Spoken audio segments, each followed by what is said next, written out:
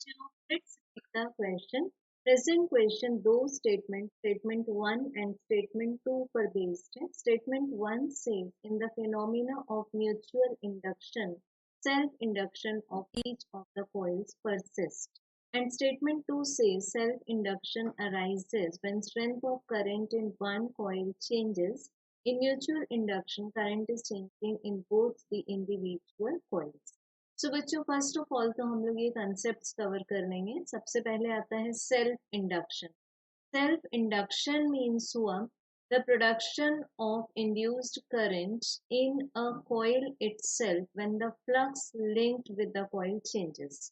तो इसके लिए मान लेते हैं कि ये एक कॉइल है और इससे रिलेटेड फ्लक्स को हम चेंज करें तो इसी कॉइल में क्या स्टार्ट होगा. अगर ये क्लोज्ड सर्किट हुआ तो इसी कॉइल में इंड्यूस्ड करंट आ जाएगा.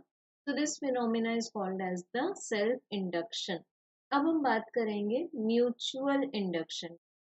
म्यूचुअल इंडक्शन में हम बेसिकली दो कॉइल्स यूज करेंगे. सो मान लेते हैं कॉइल्स को कुछ इस तरह से ओरिएंटेशन में लगाया गया है सच दैट मान लेते हैं लिंक कॉइल नंबर 1 है और ये कॉइल नंबर 2 है.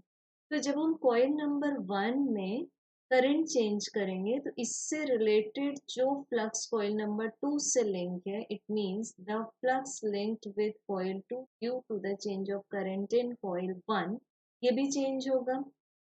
एंड डेफिनेटली जब हम कॉइल 1 में फ्लक्स चेंज कर रहे हैं तो फ्लक्स इन कॉइल 1 भी चेंज होगा.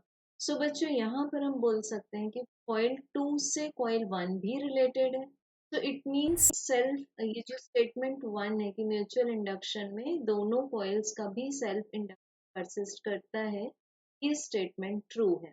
अब स्टेटमेंट 2 में जब हम देखते हैं कि ये सेम एक्सप्लेनेशन आ जाएगा. जब भी हम बात करेंगे म्यूचुअल इंडक्शन करंट दोनों ही कॉइल्स में चेंज हो रही है. तो इट मीन्स स्टेटमेंट नंबर 2 भी ट्रू है और ये स्टेटमेंट 1 को एक्सप्लेन करता है. So correct answer A. Thank you.